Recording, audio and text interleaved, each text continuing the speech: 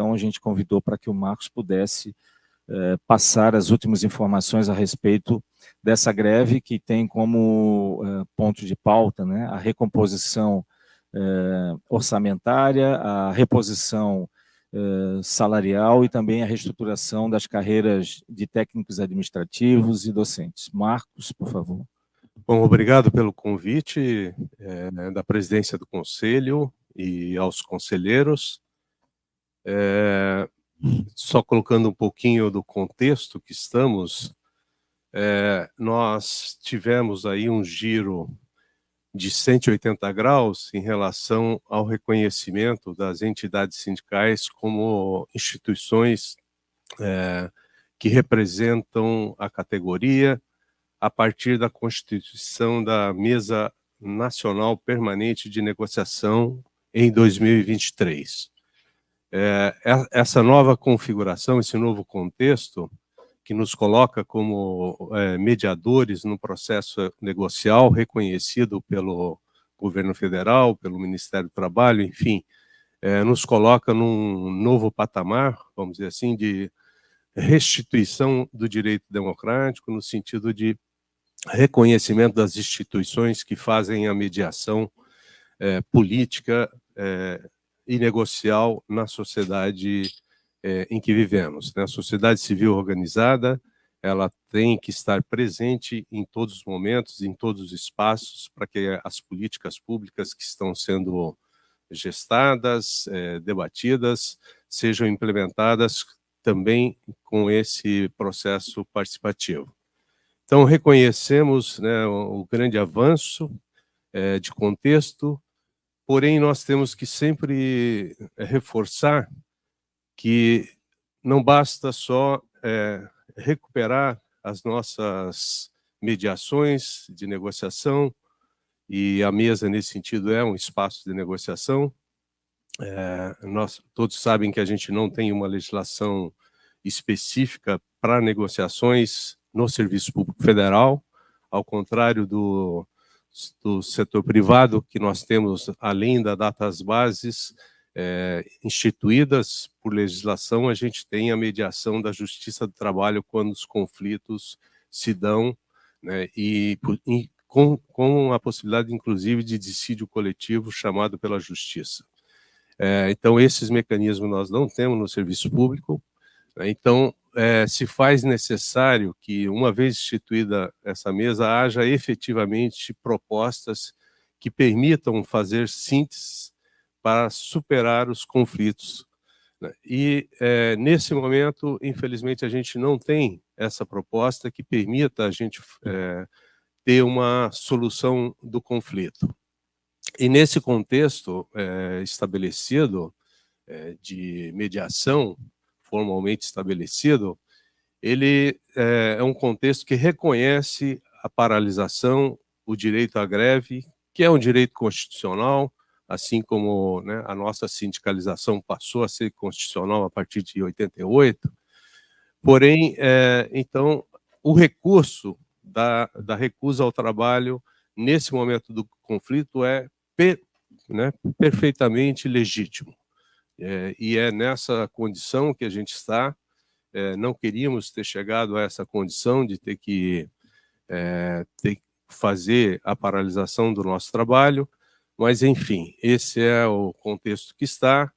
Esperamos que a correlação de forças se altere, né, significativamente essa semana, e com a entrada das universidades também, né, dos docentes das universidades. Já temos TAs das universidades já há um mês paralisado. O Sinasef Nacional indicou a paralisação por tempo indeterminado a partir do dia 3. Nós fizemos aqui uma paralisação de 24 horas nesse dia 3, e a partir daí fizemos uma assembleia representativa para definir, então, a paralisação e o nosso ingresso nesse movimento de forma, então, efetiva a partir do dia 8 de abril. Então, estamos completando uma semana aí desse movimento. Corremos todo o Estado. Antes mesmo da deflagração do movimento, já tínhamos um calendário de encontros regionais, construímos no dia 27 o Encontro Regional Norte, com a presença dos 3 campos do Norte, construímos o encontro em Chapecó, no Oeste, também com os nossos campos, tivemos a oportunidade ainda de visitar São Carlos, né, e fomos bem recebidos aí pelo Raimundo, e também fizemos o encontro regional do Meio Oeste, já no processo de paralisação, onde tivemos uma reunião dia 8 em Caçador, dia 9 em Lages, nas 2 reuniões com a presença dos diretores o tempo todo, né, e também para nós foi importante, até porque nós não estamos numa pauta só corporativa. Sim, a nossa pauta é de recomposição do nosso poder aquisitivo, porque estamos há 7 anos já sem vencimento, tá? E também a carreira, ela sempre foi pensada, articulada com as atividades fins das nossas instituições. E, portanto, quando estamos discutindo a carreira, estamos discutindo exatamente a aplicação de uma política pública de educação profissional na ponta, porque somos nós todos aqui, né, sendo gestores ou servidores, que garantimos a efetividade dessa política pública. E, nesse sentido, é importante ressaltar que a mesa de negociação, ela, para ser efetiva, tem que ter efetivamente uma sinalização do governo federal. Nós sabemos, né, que a grande argumentação que está colocada no momento é a questão do reajuste fiscal, do déficit zero, né? Mas essa posição macroeconômica, ela não pode matar efetivamente a efetivação das políticas públicas que estão sendo implementadas na ponta, né? Nós temos aí que fazer a recomposição orçamentária do SUS, a recomposição orçamentária da nossa rede de educação profissional, de toda a área de educação, né? Nós temos aí dívidas sociais a ser pagas, que são as dívidas sociais relativas à habitação, saneamento, né? E hoje, cada vez mais, a população, de forma organizada, vai à luta. E, portanto, nós temos que ter condições orçamentárias para que essas políticas se efetivem. Então, esse é um pouco o nosso contexto, tá? Nós estamos acompanhando atentamente, né, todo o processo de debate sobre a recomposição orçamentária, sobre as questões dos concursos, enfim, não existe um debate nessas instituições que a gente não vai acompanhar, tá?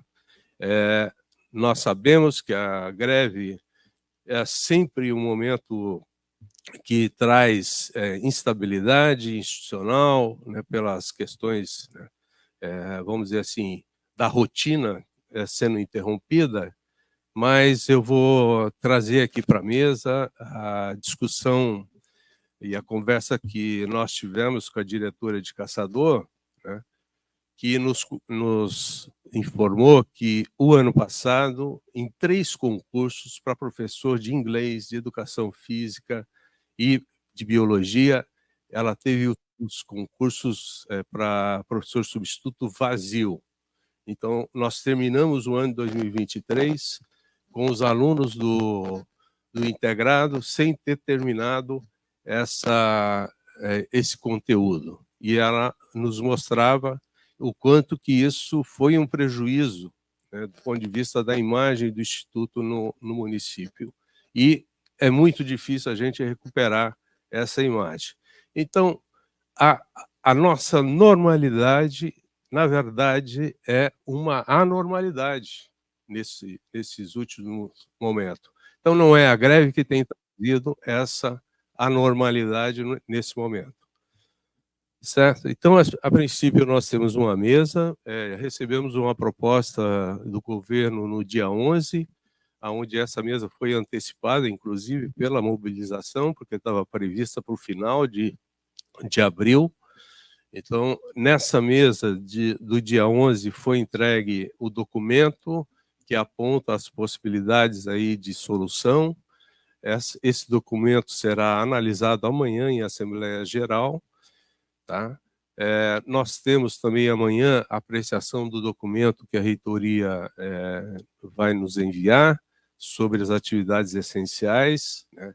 Esperamos ter condições de ter acordo nos itens das atividades essenciais para que a gente possa tocar de forma tranquila, né, a partir aí de uma comissão mais permanente, de contato do sindicato com a reitoria, discutirmos, né, os problemas éticos que a gente possa vir a ter aí ao longo desse movimento.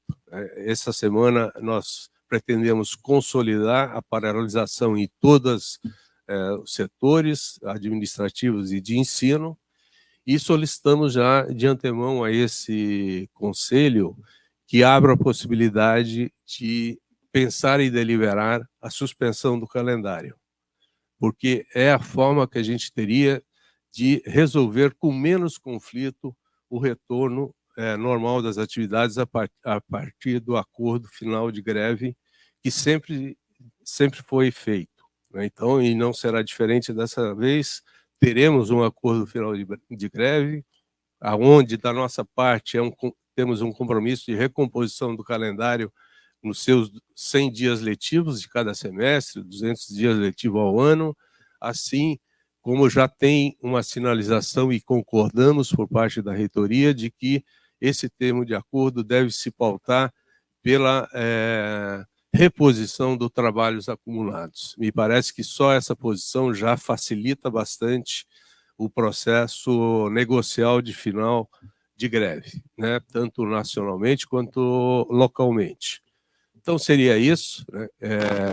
Eu tenho falado aí para o Gariba, né? Se não falei para ele, já falei para outros. Não convidem o sindicato para a pedra fundamental dos novos campos.